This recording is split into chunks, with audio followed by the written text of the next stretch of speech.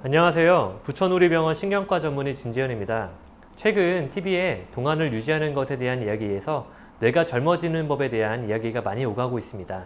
오늘 제 이야기가 치매 환자와 가족분들이 치매를 보다 쉽게 이해하는 데 도움되었으면 좋겠습니다.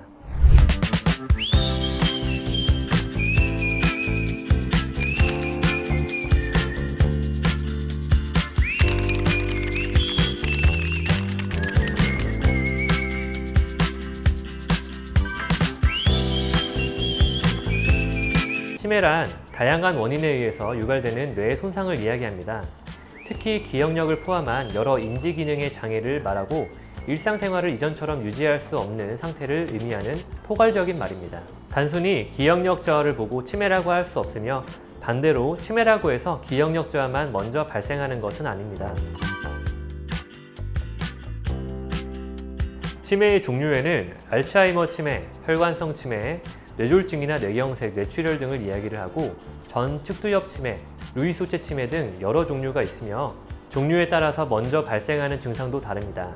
치매 증상 중에는 기억력 저하를 포함해 성격 변화, 수면 장애, 우울증 및 무기력증, 공감각 장애 등 여러 가지 증상이 발생할 수 있습니다.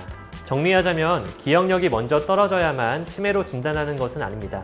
또한 치매가 아니더라도 치매 전 단계 질환인 경도인지 장애에 해당하는 경우가 있습니다. 경도인지 장애의 경우는 치매로 전환되는 확률이 꽤 많은 수에 속합니다. 나에게 혹은 나의 가족이나 친구가 이전에 보이지 않던 성격 변화가 있거나 잘 하던 행동들, 예를 들면은 자주 보던 사람의 이름을 잊어버린다든지 자주 다니던 길을 찾는 게 어렵다든지 휴대폰 사용하는 것, 리모컨 사용하는 등의 일상생활을 하지 못하는 경우에는 강력하게 의심을 해야 됩니다. 치매를 검사하기 위해서는 보건소나 신경과 혹은 정신건강의학과가 있는 병원을 찾으셔야 됩니다.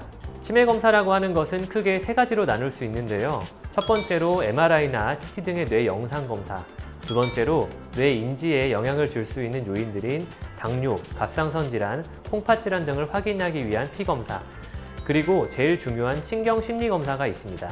뇌 영상 검사를 통해서 내가 모르고 있던 혈관성 질환들, 뇌경색, 뇌출혈 등의 유무를 확인하고 기억력 저장 장소의 모양을 확인해서 치매의 진행 정도를 평가할 수 있습니다. 특수 MRI를 검사해야 뇌에 아밀로이드 단백질 등이 쌓이는 정도를 평가해서 치매의 종류를 정확하게 파악할 수 있지만 보통 50대 이전의 젊은 환자분들이나 너무 빠르게 진행하는 치매 양상을 보이는 경우에만 추천을 드리고 단순 MRI로도 평가가 충분합니다. 피검사를 통해서는 뇌의 인지에 영향을 줄 수 있는 요인들인 당뇨, 갑상선, 콩팥 질환, 간 질환, 빈혈 등 혈액 질환의 유무를 확인하게 됩니다. 신경심리검사는 검사실에 따라 검사 내용이 다르지만 보통 신경과에서 하는 신경심리검사 SNS에서는 뇌를 총 5가지 영역으로 나눕니다.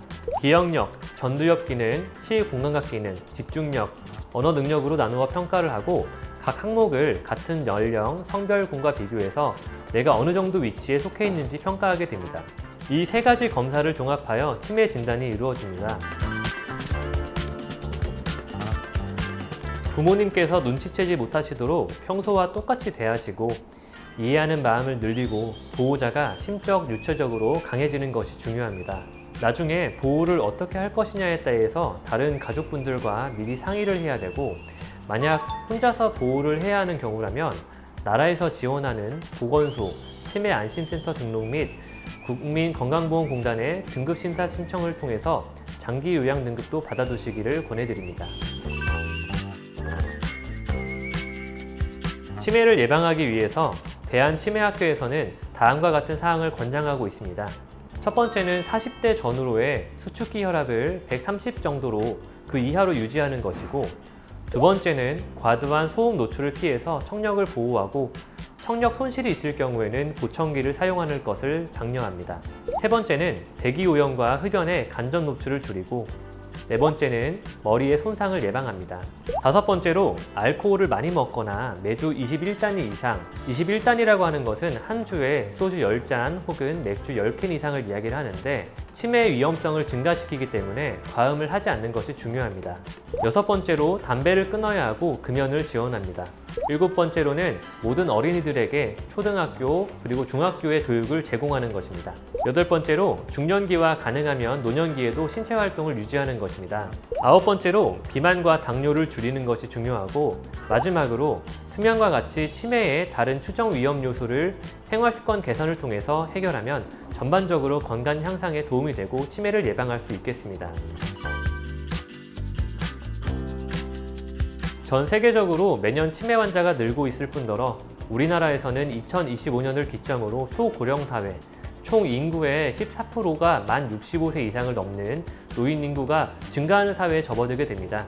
우리 사회 전반적으로도 노인 인구에 대한 이해와 치매 질환에 대한 이해가 필요하고, 환자와 가족들에 대한 사회의 관용 또한 필요한 시점이라고 볼 수 있겠습니다. 치매는 환자 본인뿐만 아니라 가족들에게도 경제적으로 혹은 체력적으로도 부담을 줄 수 있는 질환군입니다. 또한 치매로 진단받아 약을 복용하고 있으신 경우에는 보건소를 통해서 여러 가지 치매 보조 사업, 예를 들면 간병이나 요양, 방문 목욕 등의 서비스를 지원받을 수 있으므로 이를 이용할 경우 가족들의 부담이 경감될 수 있기 때문에 반드시 전문가와 진단 및 약제를 처방하는 것이 좋겠습니다. 지금까지 치매에 대해서 간략하게 설명드렸습니다. 이 인터뷰가 여러분에게 많은 도움이 되셨으면 좋겠습니다. 감사합니다.